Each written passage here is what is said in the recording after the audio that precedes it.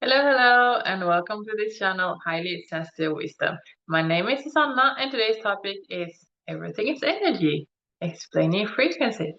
Because yes, when we say everything is energy, that is a quite broad affirmation, a broad, statement, because energy is all encompassing.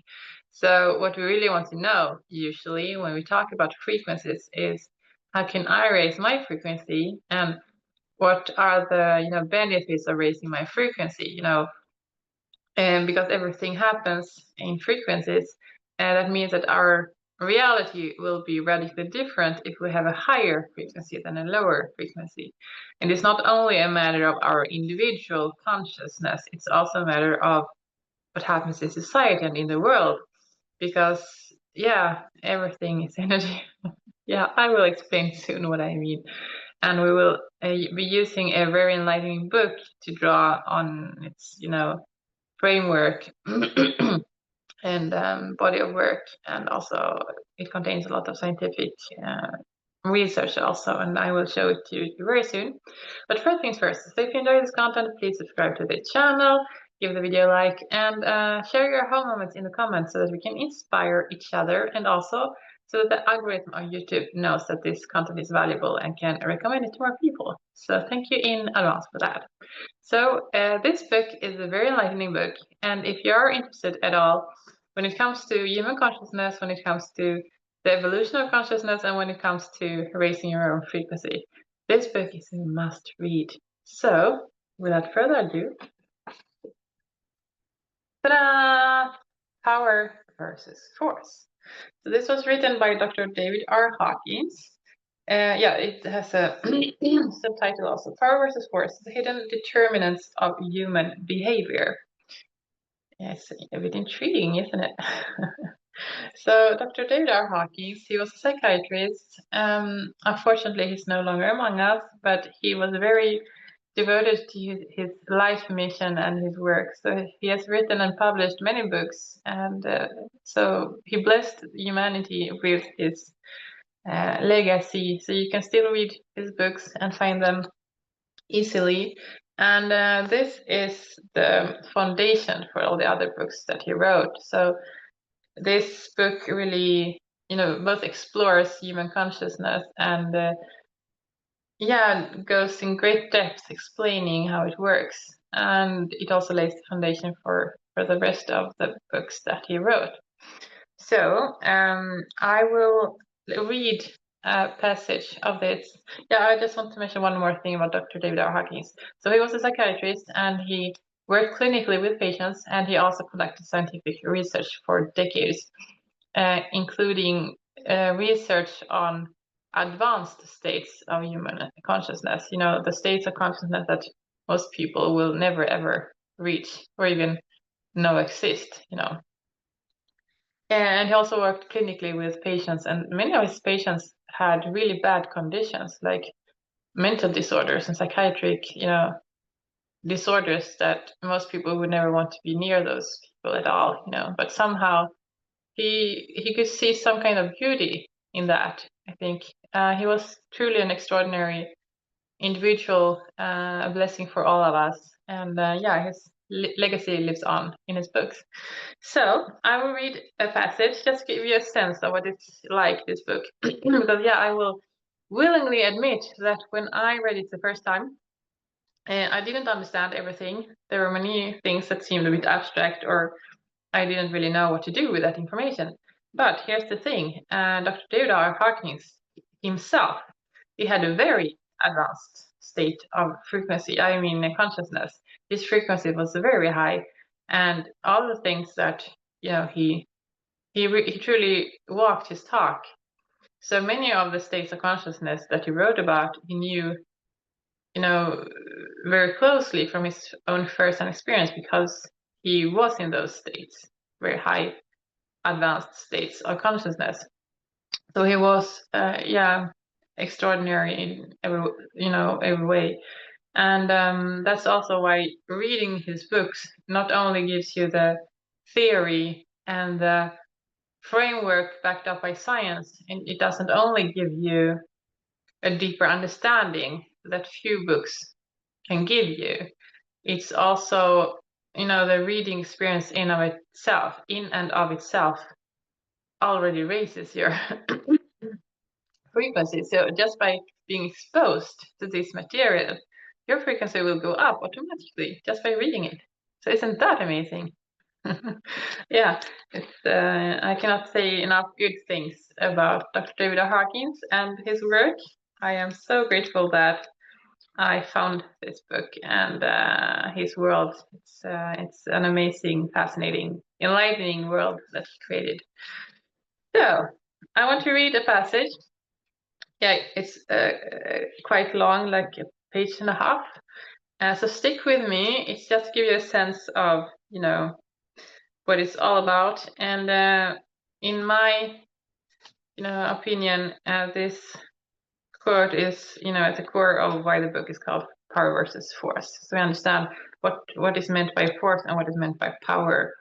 And it also explains why there are so many like forces in society and in the world, working against each other. It's all energetic, and you will see why. So I quote.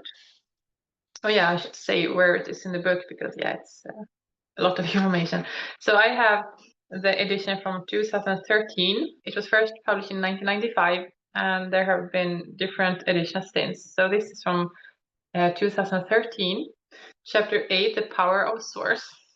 The first page of that chapter, and going forward. So I quote: if we analyze the nature of force, it becomes readily apparent why it must always succumb to power. This is in accordance with one of the basic laws of physics. Because force automatically creates counter force, its effect is limited by definition.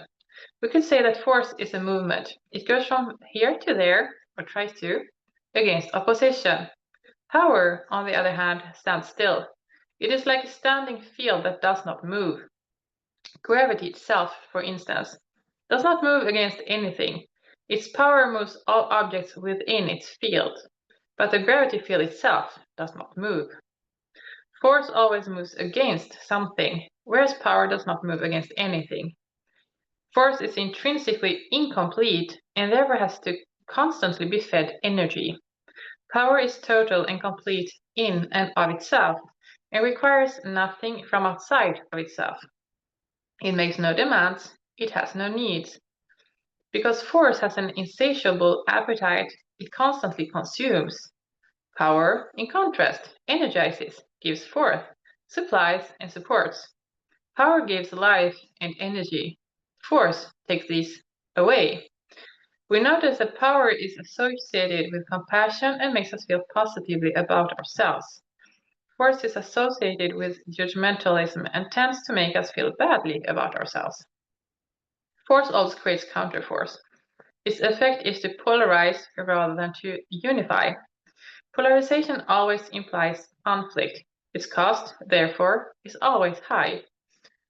Because force incites polarization, it inevitably produces a win-lose dichotomy, and because somebody always loses, enemies are always created. Constantly faced with enemies, force requires constant defense.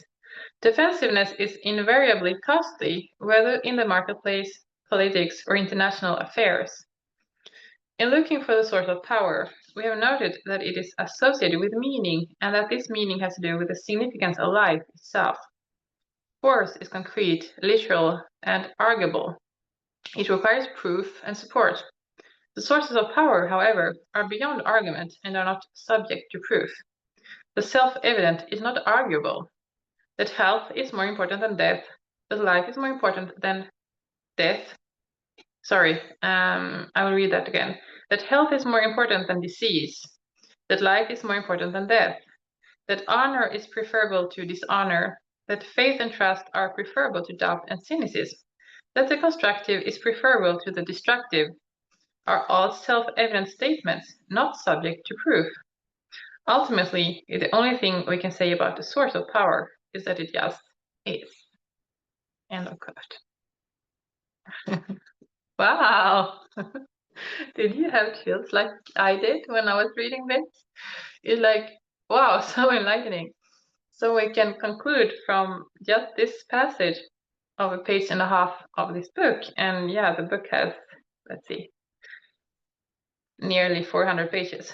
So, and it's, yeah, all of these 400 pages are just like enlightening, like this page and a half that I read for you.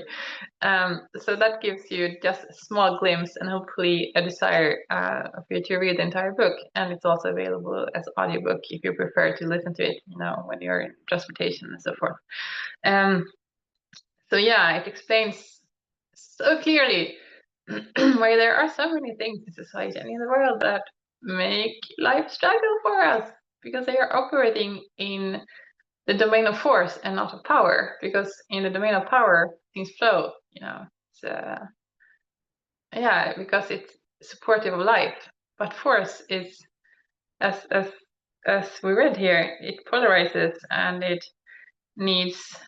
It takes away the things that support life. And therefore it's a constant struggle, a constant, battle, and a constant, it creates a lot of counter forces. So, if you have ever wondered why the world and adult life is so complicated, this book will give you plenty of answers to that. All right, so what I wanted to share also from this book is that Dr. David R. Hawkins developed a scale of consciousness. And that scale of consciousness is the fruit of many, many years of his scientific research that he kind of distilled into a method to, tool to measure levels of consciousness and, levels of human consciousness specifically. And that is super helpful also when you want to raise your frequency and you are very serious on your spiritual journey.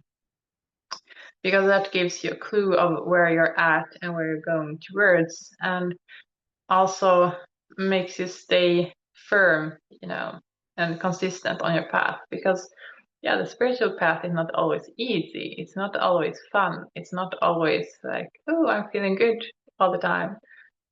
Things come to the surface to be released that are not necessarily pleasant, but you have to release them, to move on. So this also helps you stay committed and firm and move forward. So the scale of consciousness goes from 0 to 1,000. 0 means physical death. So it's the numbers indicate vibration. So if there's 0 vibration, that's because the person is dead.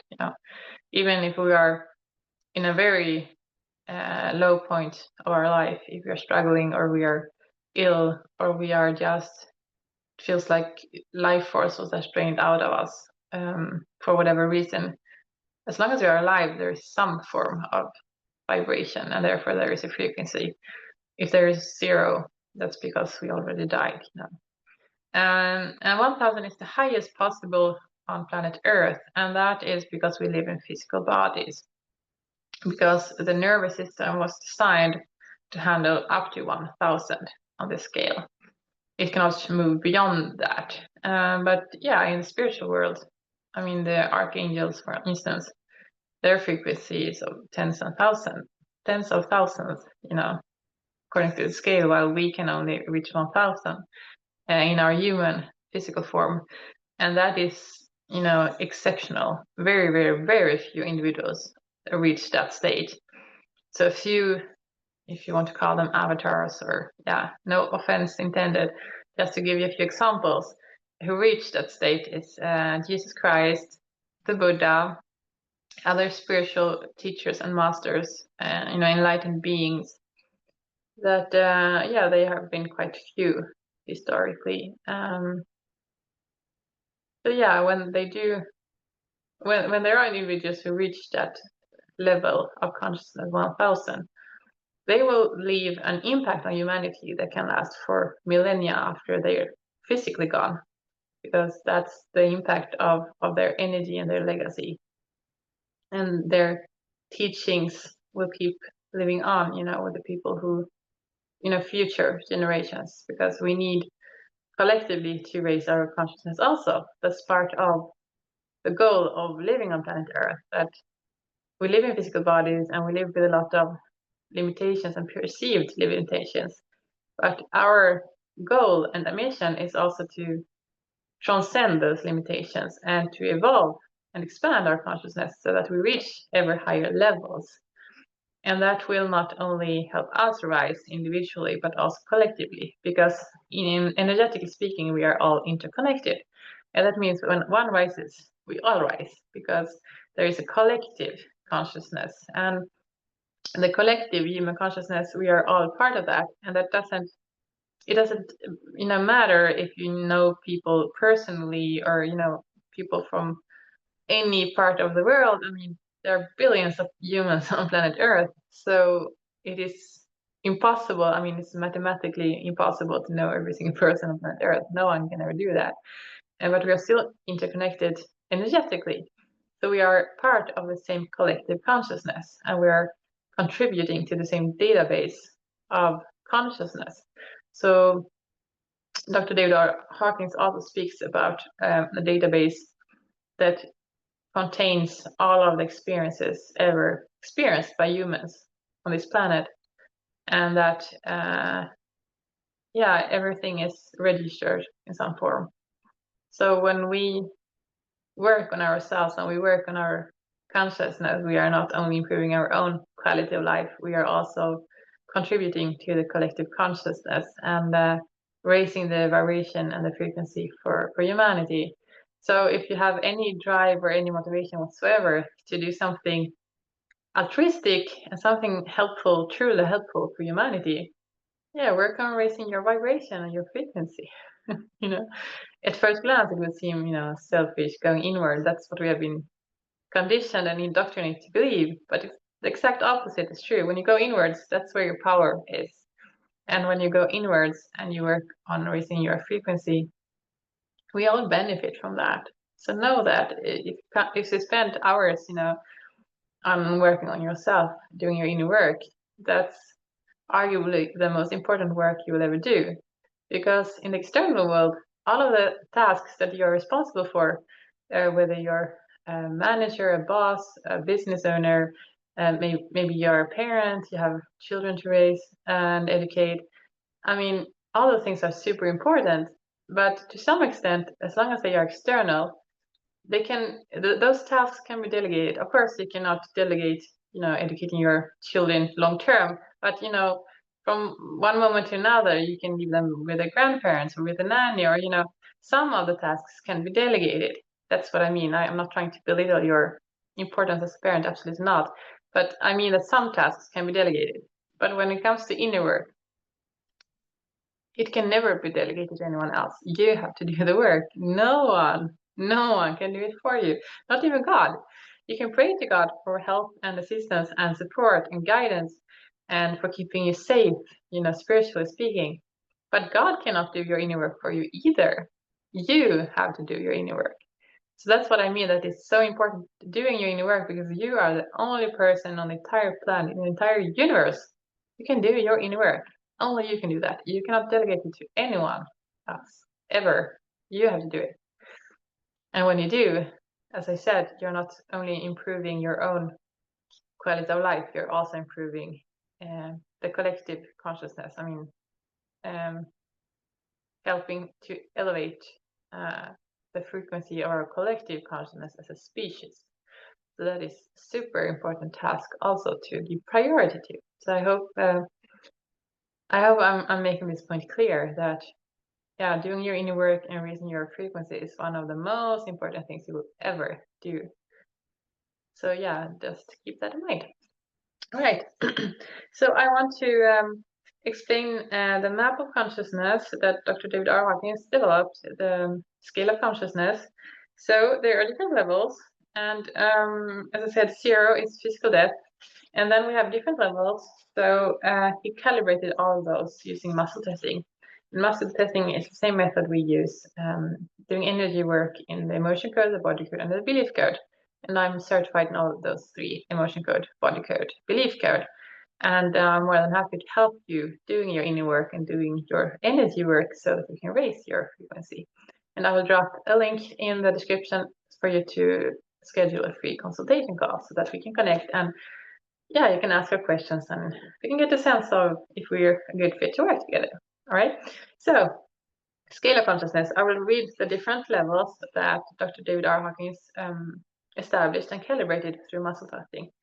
And he was he was a scientist. He was very rigorous and very strict in his work. So he has done, thousands and thousands and thousands of calibrations and many, many years of devoted work, to reach these conclusions and establish this scale of consciousness. So this is a very, very trustworthy, reliable, and serious source of information. Because, these days, information is not always reliable. Well, it has always been like that, but I mean, with the internet, so much so-called information is spread on a massive scale, but some information are not information at all. Some information are misinformation. So we need to develop discernment and be very careful what kind of sources of information we trust, because everything that we are exposed to becomes a part of us, in consciousness. And I will develop that a little bit further soon. So the scale of consciousness: 0 is physical death, 20 is shame, 30 is guilt, 50 is apathy, 75 is grief, 100 is fear, 125 is desire, 150 is anger, 175 is pride, 200 is courage, 250 is neutrality, 310 is willingness, 350 is acceptance, 400 is reason, 500 is love, 540 is joy, 600 is peace, and between 700 and 1000 is enlightenment. So, yeah, I will read that again. It's so important, so I feel the need to read it again if you didn't get all the numbers right first time. So 0 is physical death, 20 is shame, 30 is guilt, 50 is apathy, 75 is grief, 100 is fear, 125 is desire, 150 is anger, 175 is pride, 200 is courage, 250 is neutrality, 310 is willingness, 350 is acceptance, 400 is reason, 500 is love, 540 is joy, 600 is peace, and the range between 700 and 1000 is enlightenment. All right, so there are a few things we need to point out here. So,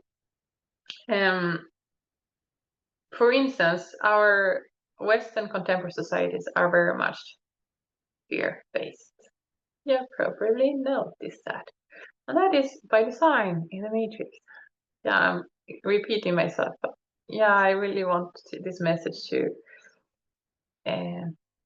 be conveyed, correctly, because yeah, it's by design. We're kept very small and controlled by fear. So energetically speaking, on a scale of consciousness from 0 to 1000, fear only vibrates at 100. So it's very low. So what happens when we are kept in states of fear?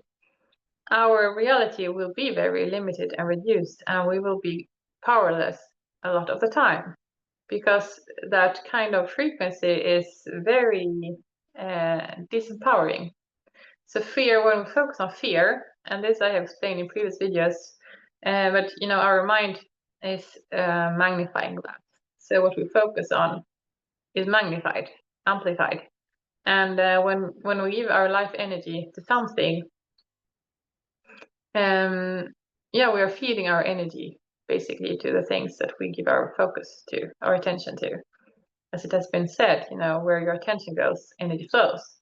So when you focus on things you don't want, you get more of those things because you focus on them. You're giving your life energy away to things that you don't even want, and you keep inviting them into your experience by your focus. So when we focus on fear, we will just get more things to be afraid about.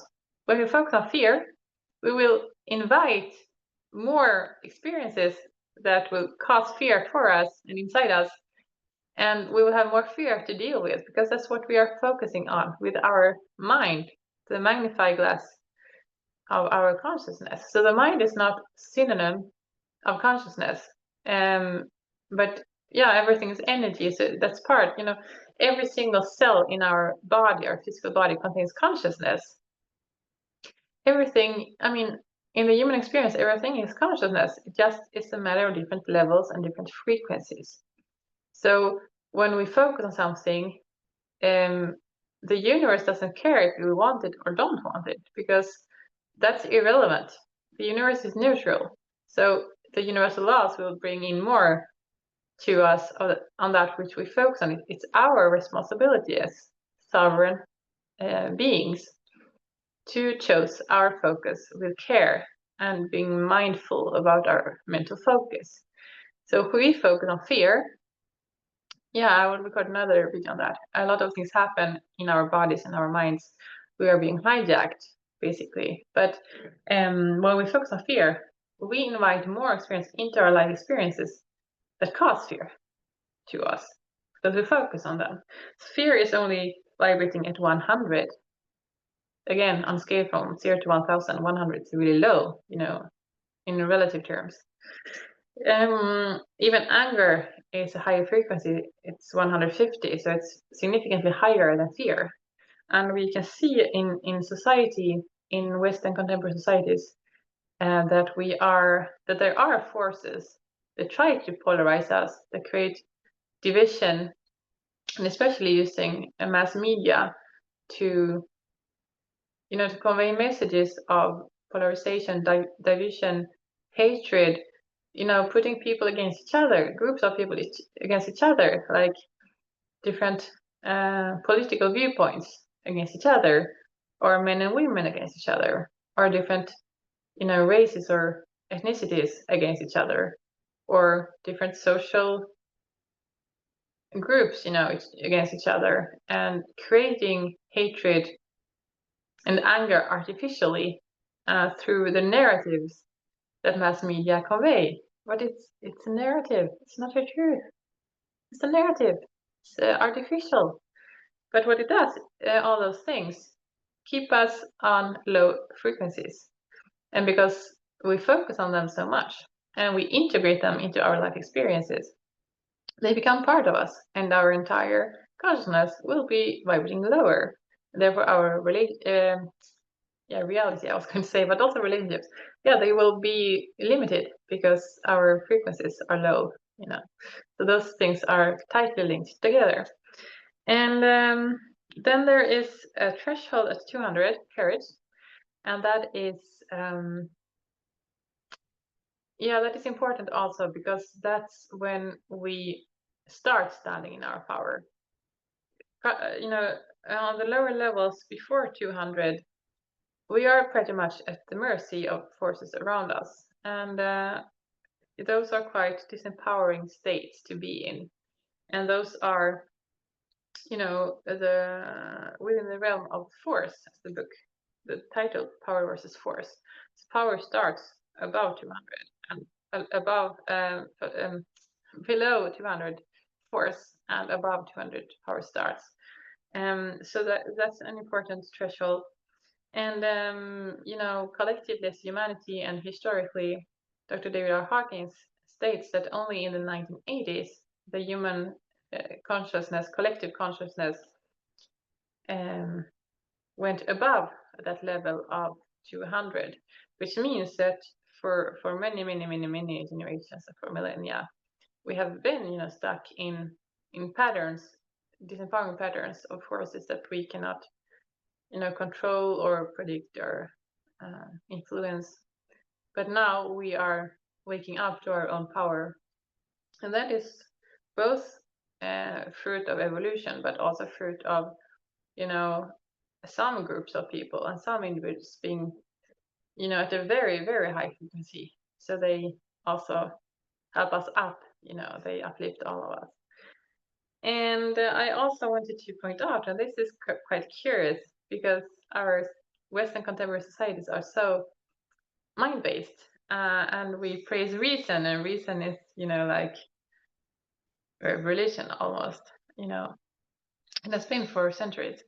But energetically speaking, reason is lower than love. So reason vibrates at 400, love vibrates at 500. So there's a significant gap between those two. So if you want to reach enlightenment, if that is, part of your goals in life and part of your goals in your spiritual journey, you cannot stay only in your mind and on the level of reason, because you have to go beyond that and you have to start living from your heart again, like we did when we were children. You have to allow yourself to both give and receive love and cultivate your own self-love, also super important. But you have to go beyond the reason and get out of that mental cage, because otherwise you will never reach the higher levels, because you have to develop that kind of love that vibrates 500 and keep going up and keep going up and keep going up until you eventually reach enlightenment, starting from 700. And there, within the range of enlightenment, there is a lot of variation also, so between 700 and 1000. So even once you reach enlightenment, you can keep making progress on your spiritual journey, and you can keep moving, climbing upwards on the scale of consciousness. So just because you reach enlightenment, if you do, most people don't, but if you do, you still have work to do. So I hope that this has been inspiring about this book. Buy it, read it again, and come back to it over and over, because I can guarantee you, every time you read this book, whether in the physical form or the audiobook, you will learn something new and you will see something new, because your consciousness has evolved from one time to another. So it just keeps adding more depth and more depth and more depth every time, because you have been transformed, So this is a very, very extraordinary, enlightening book that I recommend all truth seekers and all people who are serious about their spiritual journey and even their healing journey, because it also speaks about healing a little bit. You need to read it. Yeah. So let's see. So what I wanted to mention also, without making a video too long, I will probably need to do a follow-up in another video. But I also wanted to explain that everything that you expose yourself to also has frequencies. So it's very important what you nourish your consciousness with. So you choose your focus, you have free will, like all of us. And as I have been saying, many things are hijacked, like in the Matrix and in the world. And it's only when we understand both the mechanisms at work, but also how we function as human beings, when we get to know ourselves deep enough, when we get to know our bodies deep enough, when we get to know our minds deep enough, when we get to know who we truly are behind the social mask, or who we are, when we have healed enough our own, traumas, emotional baggage, disappointments with our people, betrayals, all those things that most of us have, to some extent accumulated.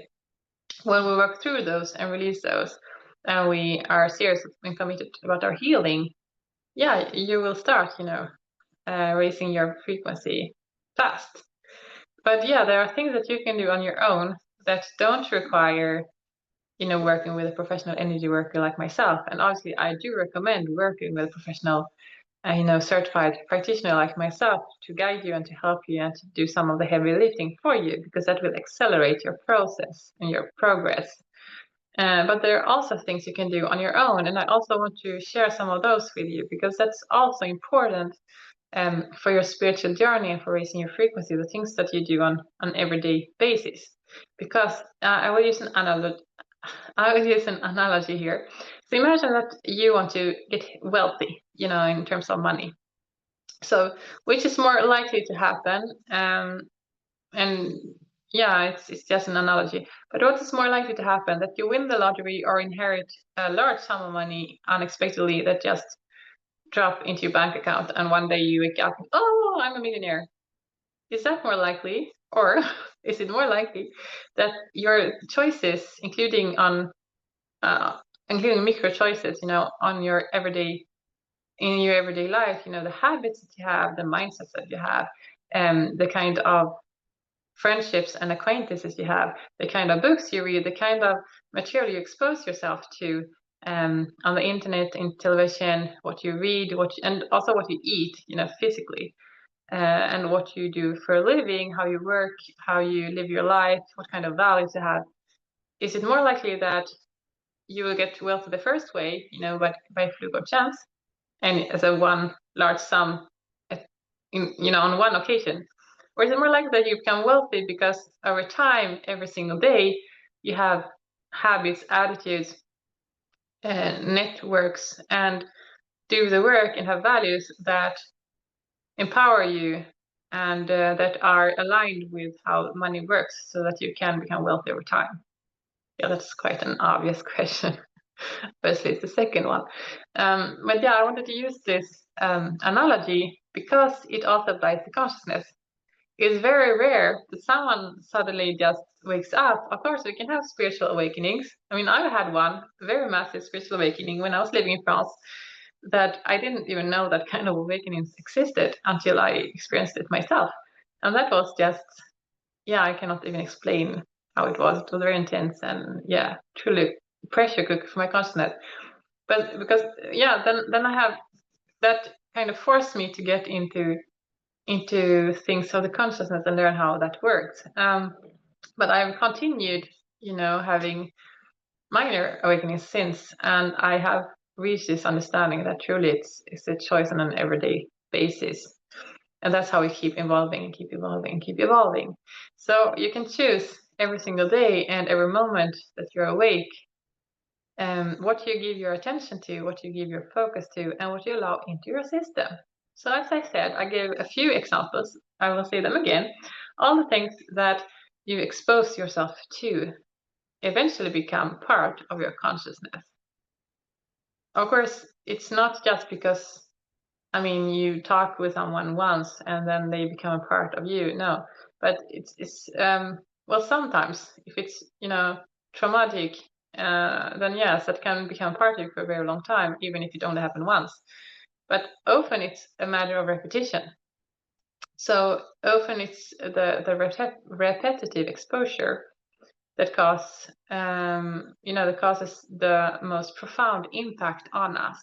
And that's why it's so important to have empowering habits. And it's so important to be selective on so many levels and not to, sometimes we conform to group pressure, sometimes we conform to the expectations of society, sometimes we conform to the group we're in, whether in personal life or professional life, because we think we have to adapt those things in order to be accepted or to be included in a group. And yeah, it can be tricky sometimes, but you have to know that everything that you are a part of, repeatedly, eventually becomes a part of you. It becomes a part of your consciousness. So everything that you eat literally becomes a part of you, physically, and because what you eat, it's not just nutrients that are building blocks for your physical body. You also eat the energetic charge in that food. So low vibrating foods not only will over time cause problems with your health or weight issues or kinds of issues, but if it's very low vibrating, it will also keep your consciousness on lower levels, and therefore your reality will be a struggle. So what you eat is super important. What you read, and that can be, books, articles, newspapers, online, offline, doesn't matter. All of the things that you read, that's material that becomes building blocks in your mind. And as we have seen, your mind is a magnifying glass and amplifies and magnifies things for you. So if you're exposed repeatedly to negative content, and by that I mean low frequent content and disempowering content, it could be the news in a newspaper, that's only ever negative. There's never anything positive in those things, only negativity, violence, polarization, division, only bad news. Why would you want to pollute your mind with that? Because these things are building blocks for your reality. And when you understand that, you become super selective. And then you understand, oh, I don't have to say informed like everyone says you have to. No, because you choose what you let into your energy system, into your consciousness. That is your choice and also your responsibility. What kind of movies you watch? Do you watch, horror movies? Do you watch thrillers of murder and kidnapping and I don't know, all kinds of toxic relationships?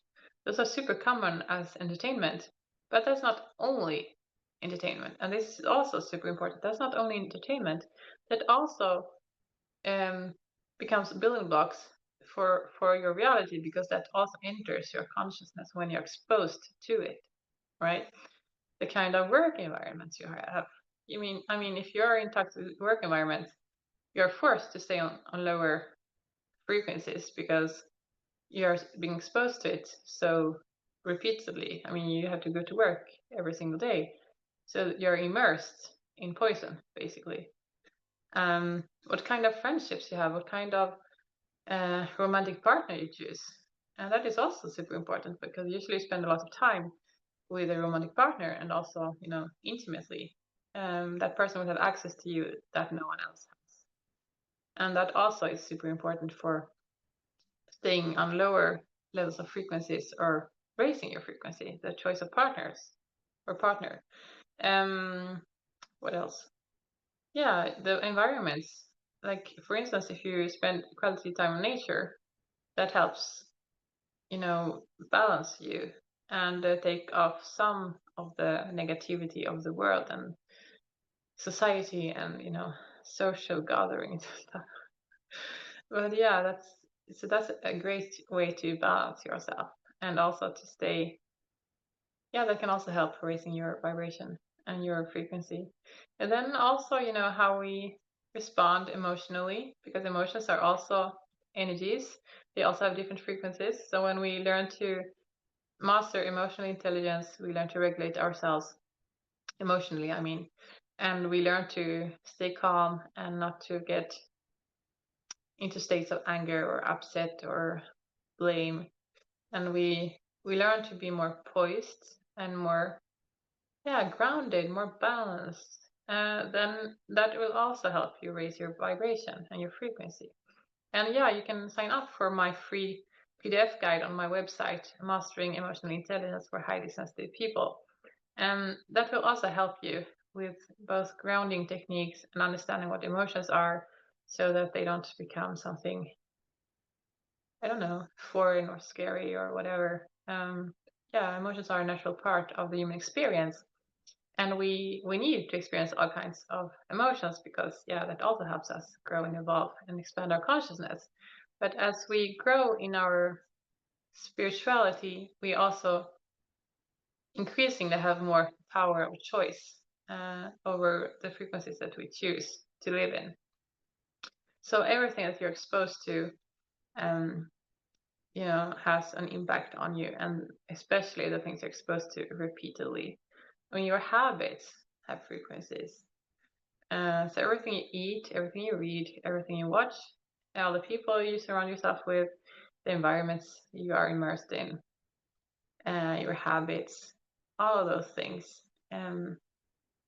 matter. All of those things will have an impact on your frequency and your consciousness. And what is important to know also is that we live in an inclusive universe. So we cannot say, oh, I don't want this, but I will focus on it so that I protect myself from it. It doesn't work. But you focus on, you invite into your experience.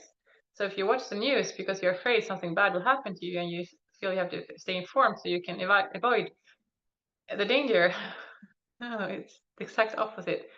By exposing yourself to it, you're feeding your mind an image or a narrative of what the world is like. So if you only watch, news, and as I said, it's only bad news, violence, disasters, negativity, polarization, division, alert, it keeps us in a state of alert. And fear, as we saw, it's a very low frequency.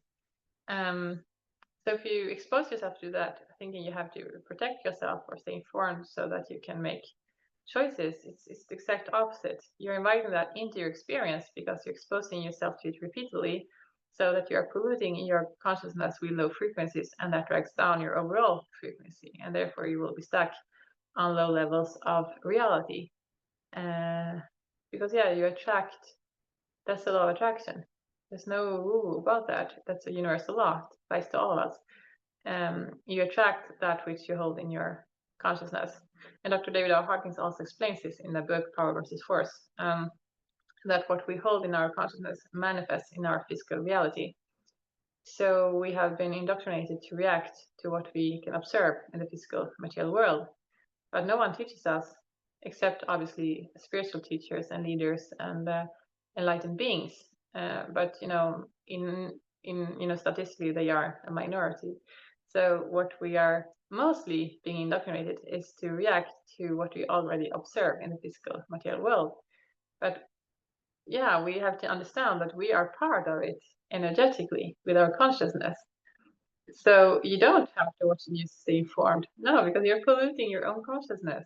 And your consciousness is contributing to creating the reality that you observe. It goes both ways, so you take in some parts of the reality and that becomes part of you. But you also give to reality by means of your consciousness and your focus. You see? It goes both ways. Energy is like a dance between your inner world and your outer world. And it's your choice and also your responsibility to choose what you allow into your system. So I will ask a very dumb, stupid question, but just for illustration purposes. Yeah, you wouldn't have sex with just anyone, right? You wouldn't want anyone to be that intimate with you if you don't know the person, and because that's a very intimate experience, and you wouldn't want just anyone, right? You want someone special, someone who treats you with respect, and someone who is trustworthy and lives with integrity and all those things. But it's the same thing with consciousness, and we don't even realize it. So what you are focusing on, you're inviting into your life experience.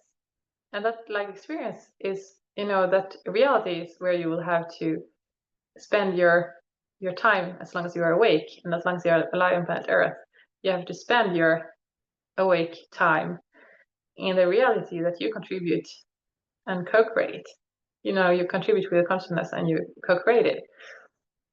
So you wouldn't want to expose yourself to just anything, because then it means, energetically speaking, in terms of consciousness, that you're inviting that into your experience and your life experience. You're inviting it into your reality, and that becomes a part of you. So you wouldn't want to be just exposed to just anything. You wouldn't want to just read any book or watch any movie or watch the news or eat just any junk food. Why would you want to do that? Because all those things become part of you, because you're integrating them into your experience. So those, it becomes intimate at some point because it becomes part of you and it becomes part of your consciousness. We need to be selective on so many levels, and for that we need to develop discernment and discipline to say no to a lot of things. And I'll stop here because otherwise the video will be way too long. But I hope this has been enlightening, and I will probably have to record another video to develop the topic further, because there are more things to say. But leave your comments in the comment section so I know what resonated and what you want for me to dive deeper into, and I'll be happy to dive deeper. As you know, I love to dive deep into things and get to the root cause of things and not just staying on the surface. You might have noticed that if you have watched other videos that I've recorded already. So you take care and be mindful about your focus, and I will see you soon in another video. Bye for now.